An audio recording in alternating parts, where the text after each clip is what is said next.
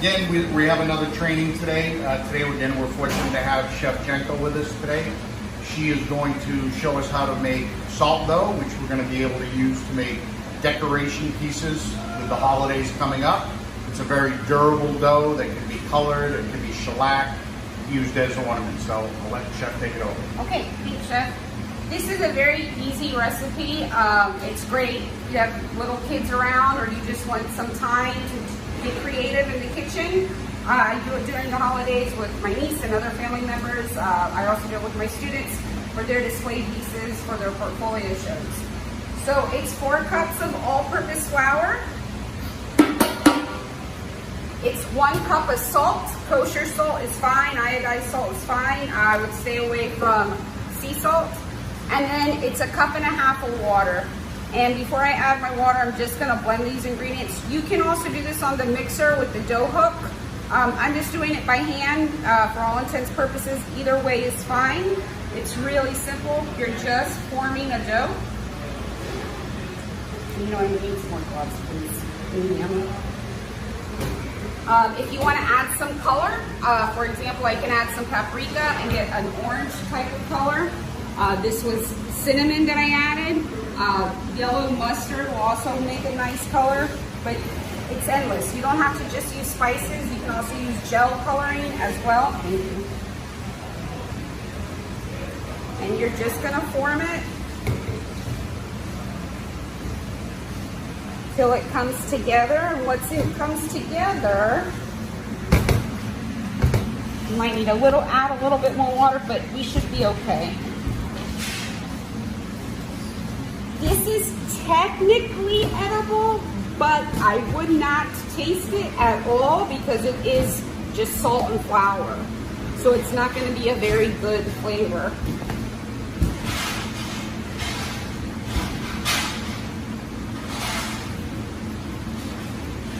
A little bit just to bring it together.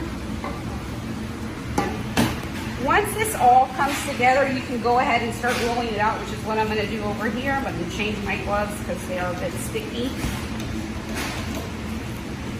Or you can wrap it in plastic wrap and it will stay for a while. Just keep it out of a moist environment. Make sure that it stays covered. Okay, we're just going to put this here for now on the side so I can move on to the next step. Whenever we're rolling out a dough, we've prepped our surface with plastic wrap, but we're also going to use a little bit of flour. Flour is like the lubricant, so if your dough is sticking to your surface, you need a little bit more flour. If your dough is not moving, you have too much flour, and just a little bit of water will counteract that, but not a lot. You don't want to make it too moist. As you can see here, I'm going to take this. This has the paprika that was added to it. It's a nice orangey color for the holidays. I'm gonna make a plaque, so I'm just gonna take a portion of this. I don't need all of it, it is a lot. Put the rest here, here. Take a little bit of flour and dust it. When you're using flour, a little bit goes a long way. It's like throwing cracks or feeding the chickens, it's all in the wrist. Just be careful that you don't overdo it. So the first thing I'm gonna do is introduce my dough to the flour. Kind of move it around a little bit so it doesn't stick. I have a silicone rolling pin here to roll it out.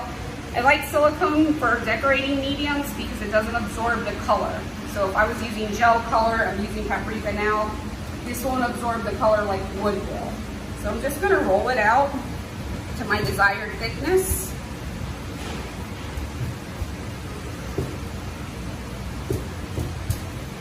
So if I wanted a little plaque, I could keep going, but I think I'm going to use some of my cutters here to get some shapes.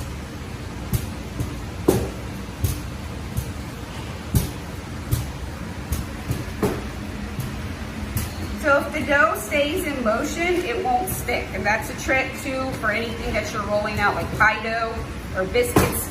Keep the dough in motion so that it won't stick to the surface. So we're going to do a pumpkin. I have my pumpkin cutter here. I'm just going to take it, press it down.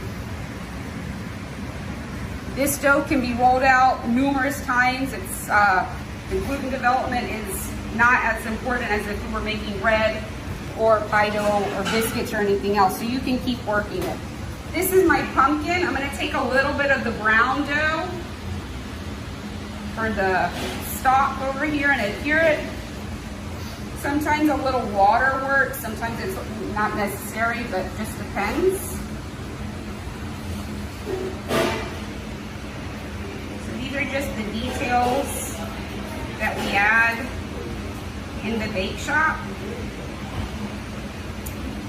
Once I finish adding the details, I can add some eyes and a mouth as well.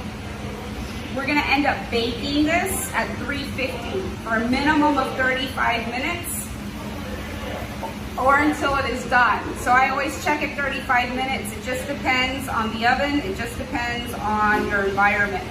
So the more humid your environment is, the longer it will take in the oven to complete. The drier and cooler it is in your environment, less time. But 350 for a minimum of 35 minutes. And he's gonna be a smiling pumpkin, guys.